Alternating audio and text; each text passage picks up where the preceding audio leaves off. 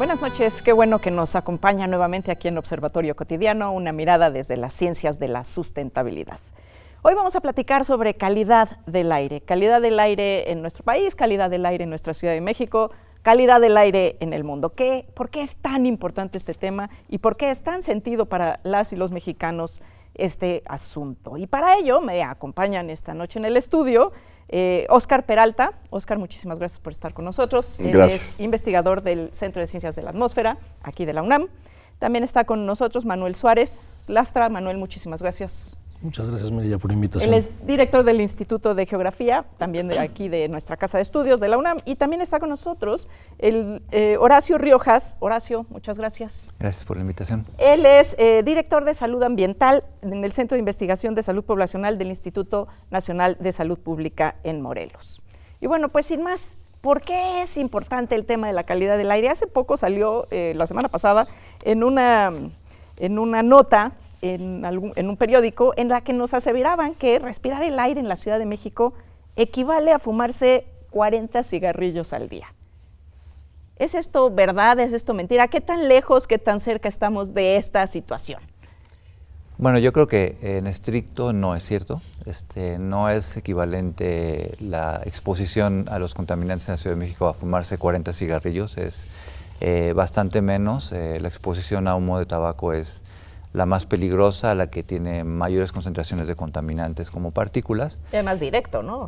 Directo, sí, y aunque eso no quiere decir que el aire que respiramos en la Ciudad de México sea totalmente saludable, no es totalmente seguro para la salud, de acuerdo con los lineamientos internacionales, con los estudios epidemiológicos, ¿no? Entonces, aunque no es verdad, ciertamente no respiramos un aire saludable. No, y de hecho, si uno tiene la curiosidad de revisar la calidad del aire todos los días, prácticamente no importa ya el horario, está entre regular y mala, si no es que hay días que está peor. ¿Qué quiere decir ese sistema de evaluación de calidad del aire? ¿Qué quiere decir que la calidad del aire sea regular? ¿Qué quiere decir que sea mala? Óscar. Bueno, hay un código de colores, ¿no?, que tiene la red automática de monitoreo ambiental. Y este código de colores y de puntos IMECA es como la traducción de muchas de las concentraciones a este código de mala, regular, rojo, amarillo y verde, que pues para la población es como más fácil de asimilar. El punto es que, pues sí, efectivamente desde hace algún tiempo no pasamos de regular, malo, malísimo, ¿no?, y contingencias. Y esto implica que, pues bueno, obviamente la cantidad o el volumen de contaminantes que se emite en la ciudad, pues es mucho mayor a la capacidad que tiene el mismo medio para, pues, no desintegrarlos, pero por lo menos transportarlos a otro lado. El tema, antes por lo menos en la aplicación y en la información que se daba, era solo el dato del contaminante que estaba generando la peor calidad del aire, digamos, ¿no? Ahora ya puede uno verificar por contaminante, ¿no?, en la nueva aplicación, y de hecho, bueno, se supone que ahora será preventivo el aviso, de manera que no vamos a decretar la contingencia ambiental una vez que ya estamos en contingencia, sí, sino prevenir y de hecho, pues tratar de que la población más sensible no se exponga. Pero, por ejemplo, en partículas suspendidas llevamos prácticamente todo el año entre regular, mala y muy mala. De hecho, ya tuvimos contingencia por partículas, que es prácticamente novedoso. Generalmente las contingencias habían sido por ozono. ¿Cuál es el impacto de las partículas en la salud de las personas? PM10 y 2.5, ¿no? Bueno, es importante el tema. De hecho, no tenemos contingencia para PM2.5 todavía. Ese es un tema de salud pública pendiente. Las partículas, pues, son uno de los contaminantes criterio más tóxicos.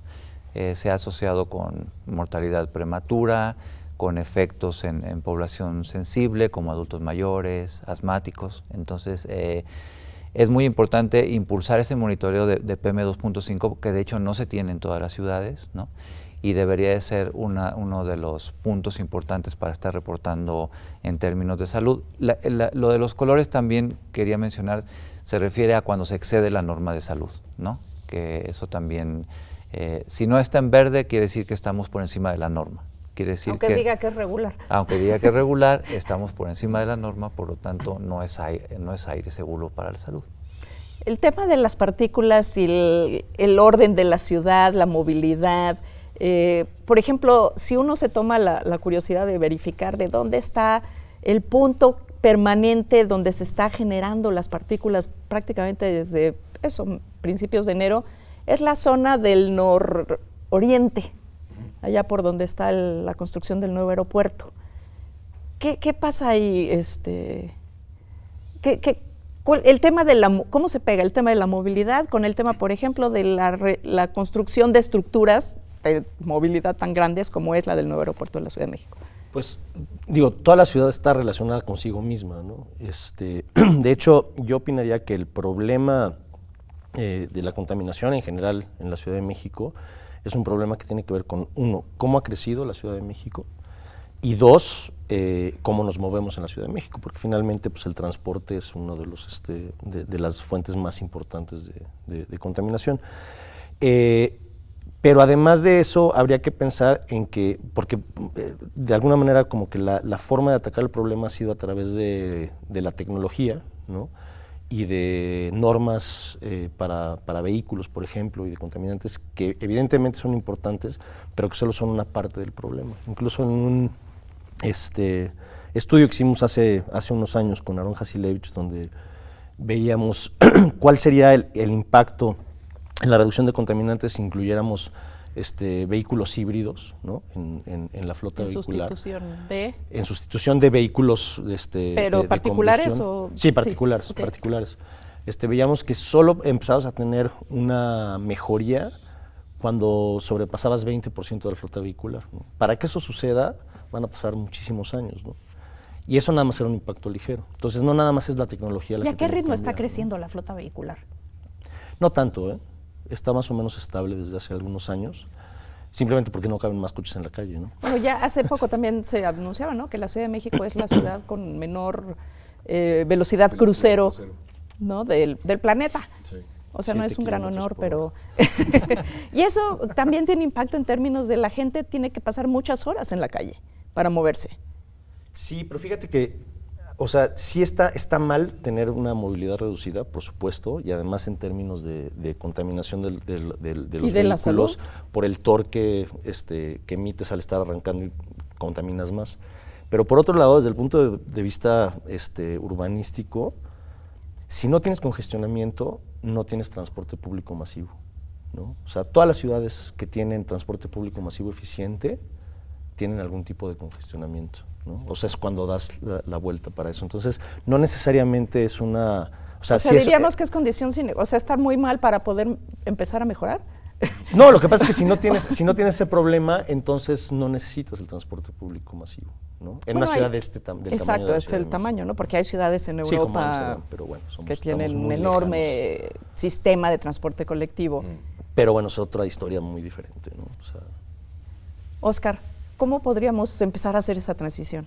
Ya, es difícil. Digo, a fin de cuentas, por ejemplo, yo vendí mi coche. Y para vender mi coche y prescindir de él, irme en Metrobús todos los días al trabajo, pues tengo que cambiar a mi hijo de escuela, llevarlo a pie. Pero toda esa revolución mental y de transporte, pues es ciertamente difícil, porque, por ejemplo, hay gente que vive en Chaco y trabaja en Polanco, ¿no? Nunca. Y así de que voy a cambiar de trabajo, pues tampoco. Pues sí, o me voy a ir a vivir a Polanco, selectivo, pues ¿no? Están tampoco, muy ¿no? amarrados ya sea a su condición de vivienda o a su condición de vida o de trabajo, y eso dificulta un poco las cosas. Ahora, también creo que, por ejemplo, la ciudad le ha apostado mucho a las vías de vehículos y le ha apostado poco al transporte masivo. Digo, no es que quiera criticarlos, pero pues así es como se ha y cuando se ha apostado al transporte masivo, no se le ha apostado al mejor transporte masivo, que es el de los microbuses o peceros o como se llamen, ¿no? Ahora. Sí, bueno, pero es de mediana capacidad, ¿no? Sí. O sea, el transporte masivo sería el metro. Claro. ¿No? Que es que tendría que ser el más eficiente, aunque es relativo, ¿eh? Si tú tienes un automóvil de última generación con 5 personas adentro, contaminas menos que el metro. El problema es meter a 5 personas en un automóvil, ¿no? Sí, que claro. tengan, que Eso es, y exacto, compartirlo, el y que auto tengas el mismo compartido, destino. ¿no? Entonces, como ese supuesto no funciona, entonces sí le tienes que apostar a transporte como el metro. Pero en efecto no tiene el mejor diseño, ¿no? O sea, por ejemplo, si tú ves las tres líneas que llegan al centro de la ciudad, 1, 2 y 3, están operando al 130, 140% de su capacidad. Entonces, por mucho que tengas líneas de metro que circulan alrededor de la ciudad y que se conectan con ellas, esas están operando al 80, 50% de su capacidad, porque finalmente lo que todo el mundo quiere hacer es ir al centro de la ciudad, ¿no? Cuando la línea 6 cruza con la 2, bueno, no cruza con la 2, con la 3, ya está llena, entonces la gente no la usa. ¿Sí me explico? Sí, claro, se vuelve un galimatías, ¿no? Exacto. Pero también tiene que ver con este asunto de que la gente no está cerca realmente de sus trabajos, cada vez va más hacia la periferia, y cuando la gente se está transportando, ¿qué tan expuesta está en términos de la calidad del aire?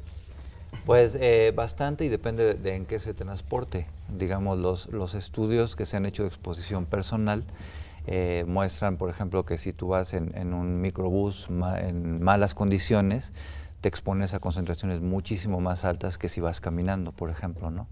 Entonces, depende mucho de los trayectos, depende mucho de las avenidas por donde caminen las personas, del tipo de transporte. Por ejemplo, sí hubo estudios antes y después del Metrobús y se vio cómo se reducía muchísimo la exposición a PM2.5 comparado con los microbuses. Entonces, realmente sí influye mucho el trayecto en la exposición personal.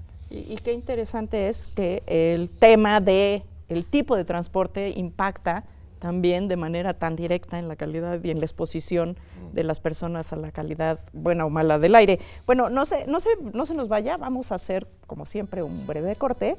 Regresamos a seguir hablando de calidad del aire y la salud en la Ciudad de México, pero también en el resto del país.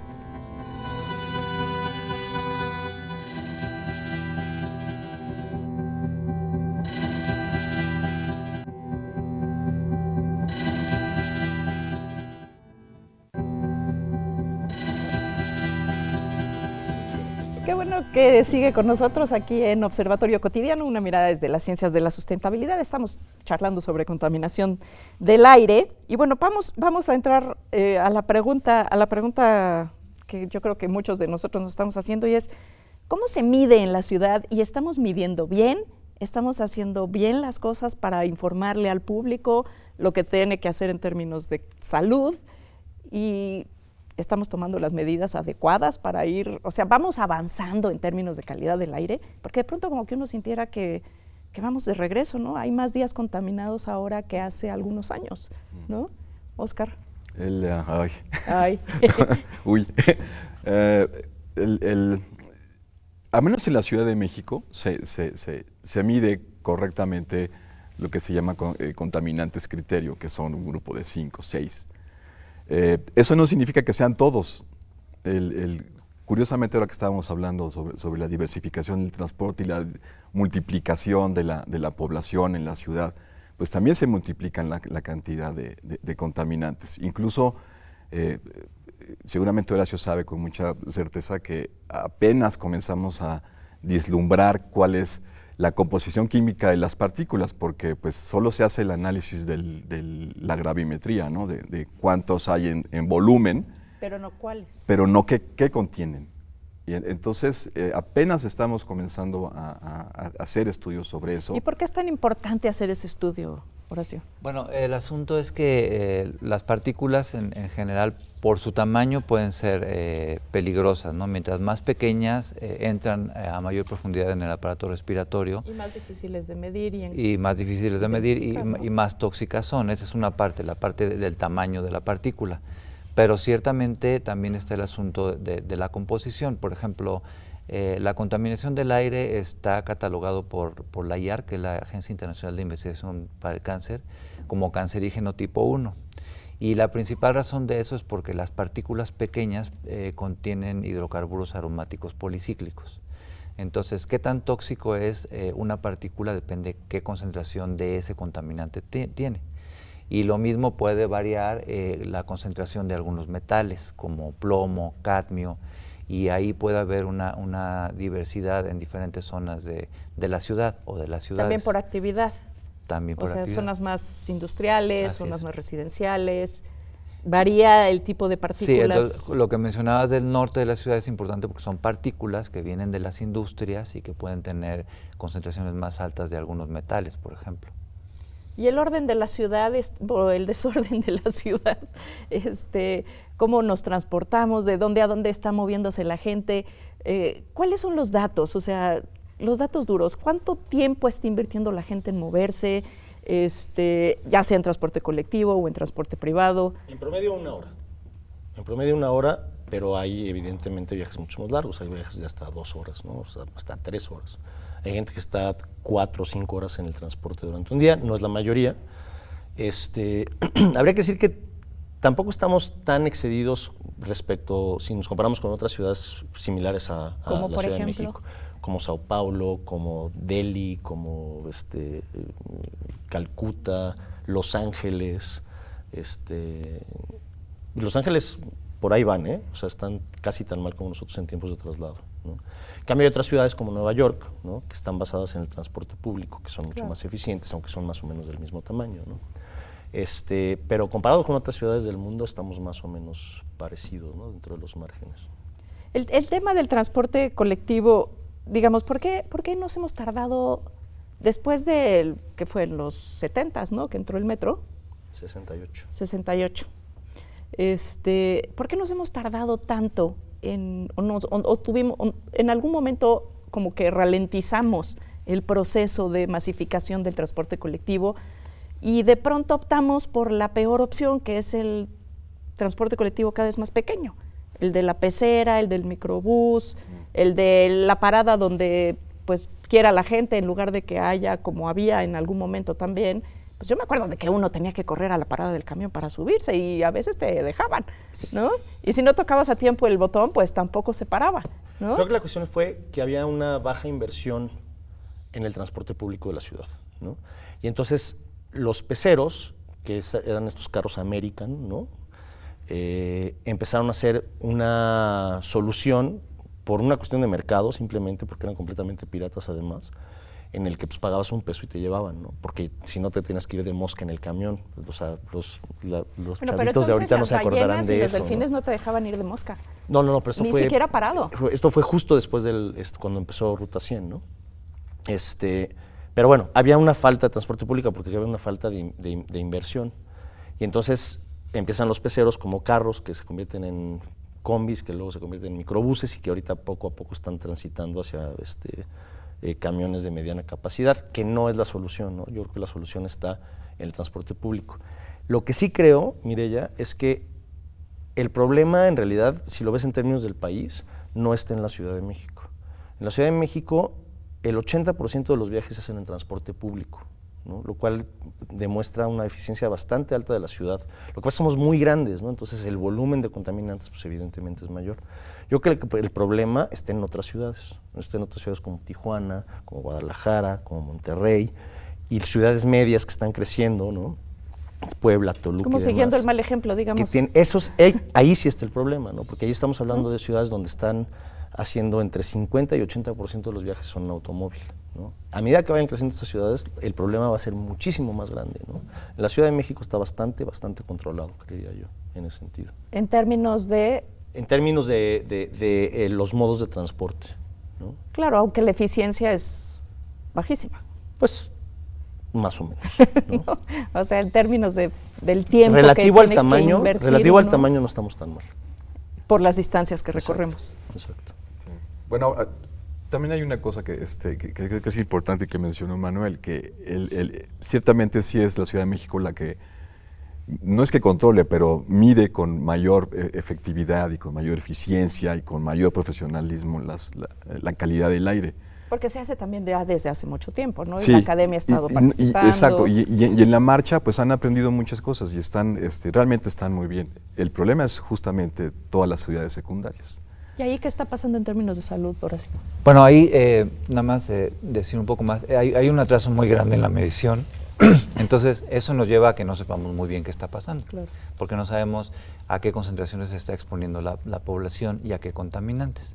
Entonces, hay redes de monitoreo que en estas ciudades, en muchas ciudades donde todavía no hay, en otras ciudades la cobertura es incompleta y en la mayoría no miden bien, por ejemplo, PM2.5. Entonces, si no sabemos bien cómo están los contaminantes, sabemos menos de cómo está la situación en salud.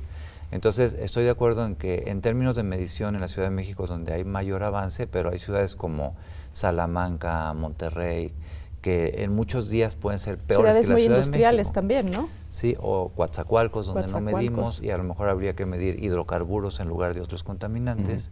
Entonces todavía hay un atraso muy grande y eso nos impide estimar bien qué es lo que está pasando en términos de salud. ¿Y por qué hay este atraso tan importante en estas otras ciudades?